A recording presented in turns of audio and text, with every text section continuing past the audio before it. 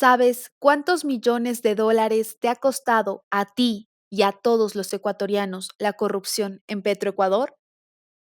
Ecuador, un país endeudado con una crisis económica que ha causado inseguridad, pobreza y desigualdad en toda su población. ¿Por qué no hay dinero en el país? ¿Por qué no hay inversión en infraestructura, medicamentos y educación?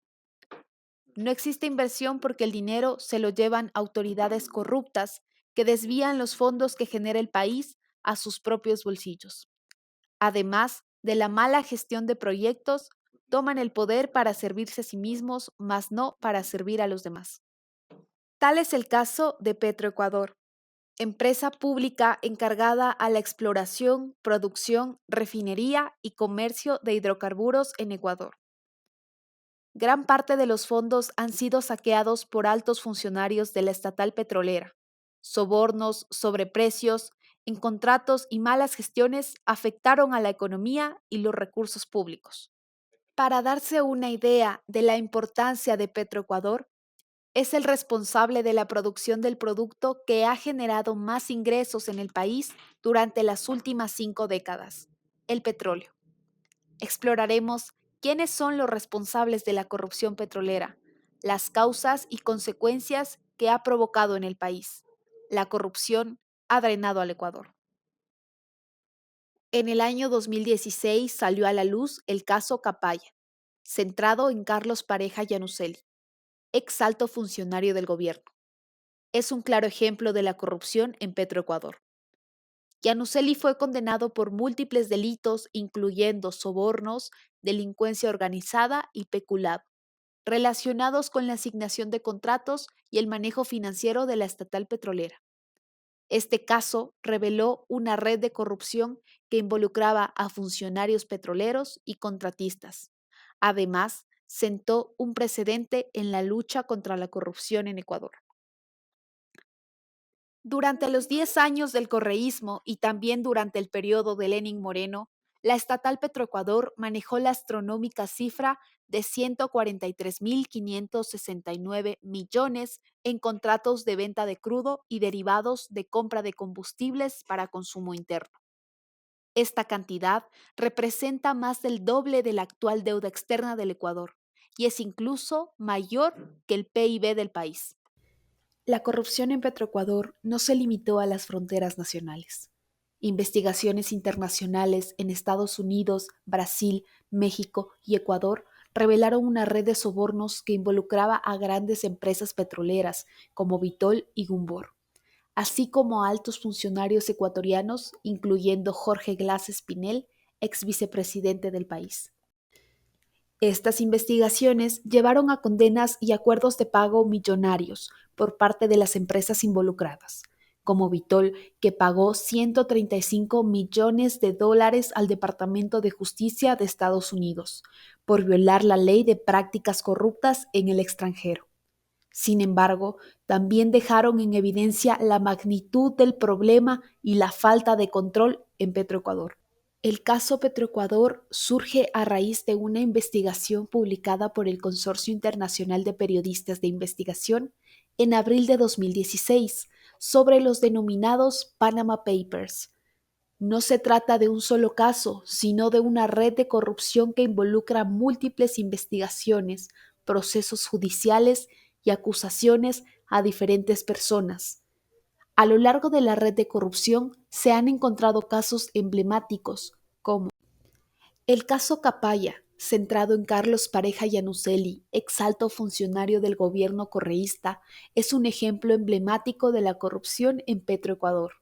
Yanuseli fue condenado por múltiples delitos, incluyendo sobornos, delincuencia organizada y peculado, relacionados con la asignación de contratos y el manejo financiero de la estatal petrolera.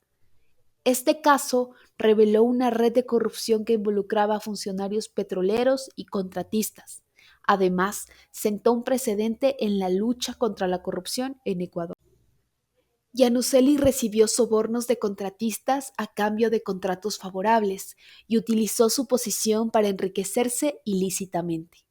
La cadena de corrupción liderada por Pareja y Anuseli desvió al menos 35 millones de dólares de fondos públicos de Petroecuador, para beneficio personal de Yanuseli y sus colaboradores.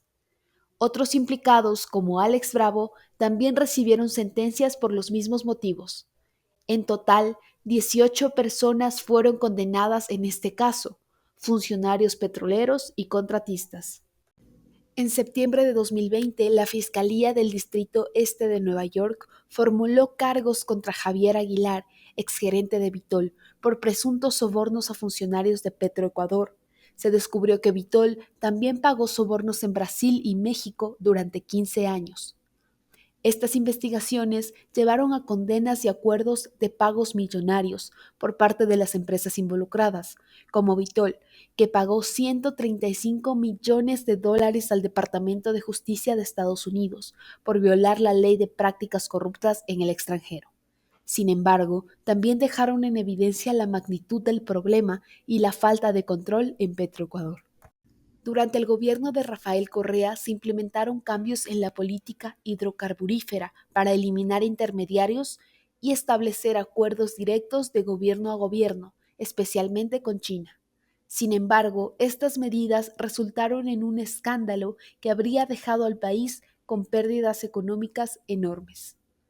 Entre 2010 y 2020, la mayor parte del crudo ecuatoriano fue adquirido por tres empresas asiáticas: PetroChina con el 56,3%, Unipec con el 16% y PTT con el 13%, sumando así el 85,3% del total. A pesar de ello, los principales destinos del crudo fueron Estados Unidos con el 44%, Panamá con el 22%, Perú con el 14% y Chile con el 11%.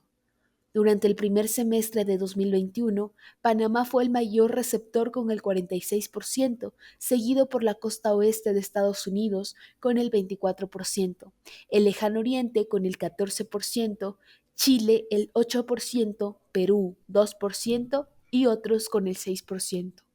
El transporte se realizó principalmente en buques, tanques Aframax y Panamax, con un menor porcentaje en buques de mayor calado como Suezmax, BLCC y Andimax, que ofrecen ahorro en fletes por economía de escala. La estrategia de transporte incrementó los costos de flete para Ecuador, reduciendo el precio de cada barril de petróleo en aproximadamente $4. El precio del mercado de un barril de petróleo Brent es de aproximadamente $80. Fernando Villavicencio, antes de su asesinato, describió una gran trama de corrupción liderada por Nielsen Arias, Jorge Glass y Rafael Correa, relacionada con negociaciones petroleras y deudas con China, que resultarían en una deuda de 19 mil millones de dólares para Ecuador, comprometiendo alrededor de 1.300 millones de barriles de crudo. Vender barriles con un descuento de $4 del precio de mercado causó una pérdida de ingresos de aproximadamente 5.200 millones para el país, parte de los cuales terminó en sobornos a funcionarios públicos y de Petroecuador, incluyendo a Nielsen Arias. Los sobornos involucraron a figuras como Raymond Coate, Javier Aguilar y Enrique Cadena Marín. Estas denuncias son verídicas. La justicia de Estados Unidos confirmó sus hallazgos. El ex alto funcionario de Petroecuador, Nielsen Arias Sandoval, está implicado en un esquema de sobornos y contratos irregulares en la estatal petrolera. Arias fue acusado de lavado de activos, conspiración para cometer lavado de dinero y cohecho. Arias participó en un esquema de sobornos y lavado de dinero internacional entre 2010 y 2021, utilizando su cargo para asegurar contratos con empresas extranjeras. Según investigaciones de Estados Unidos, la estructura de sobornos continuó activa hasta al menos 2021. El dinero obtenido se ocultó en cuentas bancarias offshore y se relaciona con otros casos de corrupción en Petroecuador. El caso doble transacción involucra la compra irregular de un terreno a un precio sobrevalorado para la construcción de la refinería del Pacífico. En 2011, Petroecuador adquirió un terreno de 455 hectáreas en el Cantón Manta, provincia de Manabí, por un valor total de 36 millones de dólares. La compra se realizó a través de dos transacciones. La primera fue por 22 millones de dólares y la última por 14 millones. Las investigaciones han revelado que el terreno fue comprado a un precio sobrevalorado. Se estima que el valor real del terreno era de 10 millones de dólares. También se ha encontrado que la empresa vendedora del terreno estaba vinculada a Carlos Pareja. Además, la construcción de la refinería también tenía sobreprecios. Las investigaciones revelaron que el costo total de la refinería se incrementó en un 80%, pasando de los 1.100 millones de dólares previstos inicialmente a 1.970 millones de dólares. Las causas que contribuyeron a los sobreprecios fue la falta de planificación adecuada, la adjudicación de contratos a empresas sin experiencia y la corrupción. Las consecuencias del caso Petroecuador van más allá de lo económico. Este escándalo ha generado una profunda desconfianza en las instituciones públicas y ha erosionado la credibilidad del gobierno. Además, ha contribuido al aumento de la pobreza y la desigualdad en el país. El caso Petroecuador es un recordatorio de la urgente necesidad de combatir la corrupción en Ecuador. Se requieren medidas más robustas para prevenir y detectar actos de corrupción en el sector público. Es fundamental fortalecer la transparencia y la rendición de cuentas en las instituciones para evitar que este tipo de casos se repitan en el futuro. Solo a través de la lucha contra la corrupción y el fortalecimiento de las instituciones democráticas se podrá garantizar el bienestar de todos los ecuatorianos.